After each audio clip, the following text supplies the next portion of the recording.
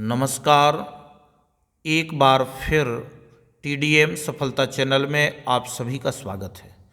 आज के इस वीडियो में कक्षा 7 संस्कृत एट ग्रेड अभ्यास पुस्तिका जो हमें वर्ष 2024-25 में दी गई है, तो आज इस अभ्यास पुस्तिका के द्वारा हम विंशः पाठः 20वां पाठ योगः स्वास्थ्यस्य साधनम, योग स्वास्थ्य का साधन है, पाठ का आज हम अभ्यास कार्य करेंगे।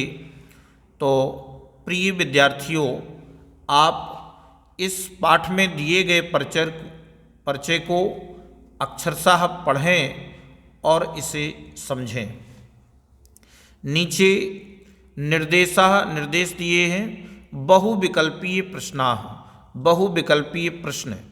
तो प्रश्न पहला है, श्वासोच्छ्वसनम नियंत्रितम भवति, श्वास का छोड़ना नियंत्रित होता है।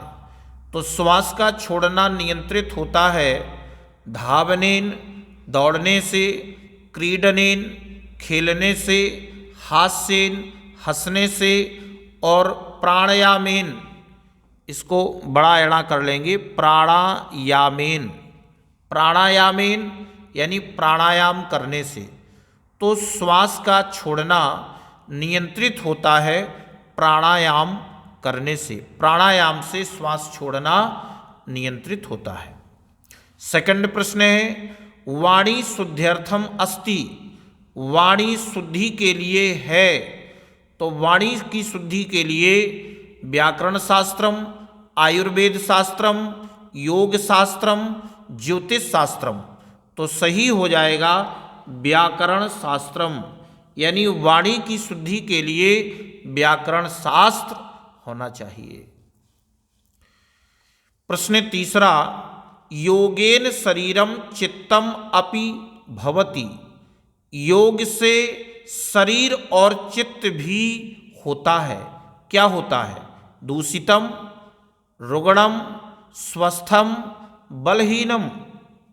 तो योग के द्वारा शरीर और मन भी स्वस्थम अर्थात स्वस्थ होता है।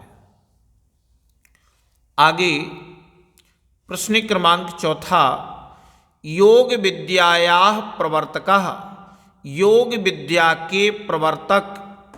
अब योग विद्या के प्रवर्तक पतंजलि, वाल्मीकि, पाणिनि, वेदव्यासः। तो योग विद्या के जो प्रवर्तक हैं वह कौन है? पतंजलि ही। आगे प्रश्न पांचवा, योगाय उचितः कालः, योग के लिए उचित समय है। रात्रि कालः, प्रातः कालः, सायंकालः, मध्याह्न कालः। तो योग के लिए जो उचित समय है वह है प्रातः कालः। प्रातः के समय, सुबह के समय योग के लिए उचित होता है। प्रश्न छठवां, ह्यः इत्यस्य हिंदी अर्थः, इसका हिंदी अर्थ है बीता हुआ कल। यह माने बीता हुआ कल।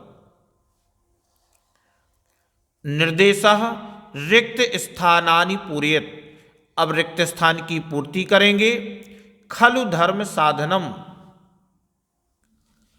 खलु धर्म साधनम, निश्चय ही धर्म का साधन होता है। शरीर माध्यम, यानी शरीर ही धर्म का साधन होता है। प्रश्न आठवां, मेलितुम इति पदे प्रत्ययः अस्ति, मेलितुम इस पद में प्रत्यय है, तुमुन प्रत्यय है। करणीयम इति पदस्य प्रकृति प्रत्ययः अस्ति, करणीयम इस पद का प्रकृति और प्रत्यय क्री धातु अनियर प्रत्यय है। 10वां, प्रातः सूर्यः शान्तः, वायुः शरीरम च भवति, यानी प्रातःकाल सूर्य शांत होता है और वायु शीतलः शीतल होती है, शरीरम च भवति। 11वां प्रविश्य इति पदे उपसर्गः अस्ति। प्रविश्य इस पद में उपसर्ग है, प्रा उपसर्ग है। प्रश्न 12वां भगवान पतंजलि शरीरार्थम आयुर्वेदे। भगवान पतंजलि शरीर के लिए आयुर्वेद में वाणी शुद्ध्यर्थे वाणी की शुद्धि के लिए व्याकरणे व्याकरण में मनोनिग्रहार्थम च योग शास्त्रे ग्रंथाः लिखताः और मन का निग्रह करने के लिए योग शास्त्र में ग्रंथों को लिखा।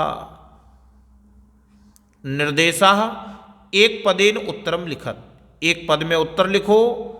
धिगस्तु किम धिक्कार किसको है? रुग्ण जीवनम यानी बीमार जीवन को धिक्कार है। वैद्यः किम करोति वैद्य क्या करता है? औषधि योजनाम औषधि की योजना करता है। कः प्राकृतिकः उपचारः प्राकृतिक उपचार क्या है? योगः योगः प्राकृतिकः उपचारः योग प्राकृतिक उपचार है। इस प्रकार से आप इन प्रश्नों के उत्तर लिखेंगे। प्रश्न 16वां श्वासोच्छ्वसनम केन नियंत्रितम भवति। श्वास का छोड़ना किसके द्वारा नियंत्रित होता है? तो उत्तर में लिखेंगे प्राणायामेन यानी प्राणायाम के द्वारा श्वास छोड़ना नियंत्रित होता है। निर्देशाः एक वाक्येन उत्तरम लिखत। अब एक वाक्य में उत्तर लिखेंगे। प्रश्न 17वां योगोपचारः कदा कर्तव्यः। योगोपचार कब करना चाहिए? कदा? तो आप उत्तर में लिखेंगे योगोपचारः सर्वदा गुरु निर्देशने कर्तव्यः। योगोपचार हमेशा गुरु के निर्देशन में ही करना चाहिए। प्रश्न 18वां सूर्यः शान्तः कदा भवति। सूर्य शांत कब होता है? सूर्यः शान्तः प्रातः भवति। सूर्य शांत प्रातः होता है। प्रश्न 19वां कस्याः अन्न पचनम सम्यक नास्ति। किसका अन्न पाचन ठीक नहीं है? तो सुलभा अन्न पचनम सम्यक नास्ति यानी सुलभा का अन्न पाचन ठीक नहीं है। प्रश्न 20वां केशाम अभ्यासेन एकस्थितौ उपवेशनम स्थिरम भवति। केशाम तो केशाम अभ्यासेन एकस्थितौ उपवेशनम स्थिरम भवति। केशाम किसके अभ्यास से एक स्थिति एक स्थित उपवेशन में स्थिर होता है। यानी किसके अभ्यास से एक स्थिति में उपवेशन स्थिर होता है? तो उत्तर में लिखेंगे स्वस्तिकासनम सिद्धासनम पद्मासनम अभ्यासेन एक स्थितौ उपवेशनम स्थिरम भवति। स्वस्तिकासन सिद्धासन और पद्मासन के अभ्यास से एक में स्थित उपवेशन स्थिर होता है। एक स्थिति में उपवेशन स्थिर होता है। आगे निर्देशा दीर्घोत्तरम लिखत। प्रश्न 21वां प्राणायामेन के लाभाः पाठाधारेण लिखत। प्राणायाम के द्वारा कौन कौन से लाभ पाठ के आधार पर लिखो। तो प्राणायामेन श्वासोच्छ्वसनम नियंत्रितम भवति। प्राणायाम के द्वारा श्वास का छोड़ना नियंत्रित होता है। अनेन हृदय रोगे नासिका रोगे श्वास रोगे च लाभः भवति। इसके द्वारा हृदय रोग में नासिका रोग में और श्वास रोग में लाभ होते हैं। शवासनम योग निद्राम च मनः शांत्यर्थम क्रियते। शवासनम सब आसन और योग निद्रा का आसन मन शांति के लिए किया जाता है। प्रश्न 22वां, अधोलिखित धातु रूपाणाम प्रयुज्य पंचवाक्यानि रचयत। नीचे लिखे धातु रूपों को जोड़कर 5 वाक्यों की रचना करो। करिष्यति, इच्छामि, लिखिताः, उन्मूलयन्ति, भवति। तो यथा जैसे वैद्यः औषधि योजनां करोति, वैद्य औषधि की योजना करता है। तो आप लिखेंगे योग शिक्षिका चिकित्सां करिष्यति, योग शिक्षिका चिकित्सा इलाज करती है या करेगी। योगोपचारम इच्छामि, योग के उपचार की इच्छा करती हूँ। मनोनिग्रहार्थम योग शास्त्रे ग्रंथाः लिखिताः, मन के निग्रह के लिए योग शास्त्र में ग्रंथों को लिखा। संधि रोगम उन्मूलयन्ति, जोड़ों के रोग को दूर करती है। प्राणायामेन श्वासोच्छ्वसनम नियंत्रितम भवति, प्राणायाम के द्वारा श्वास का छोड़ना नियंत्रित होता है। प्रश्न 23वां, सूर्य नमस्कारस्य मुद्राः लिखित्वा महत्वं प्रदर्शयेत्। सूर्य नमस्कार की मुद्राओं को लिखकर महत्व प्रदर्शित कीजिए।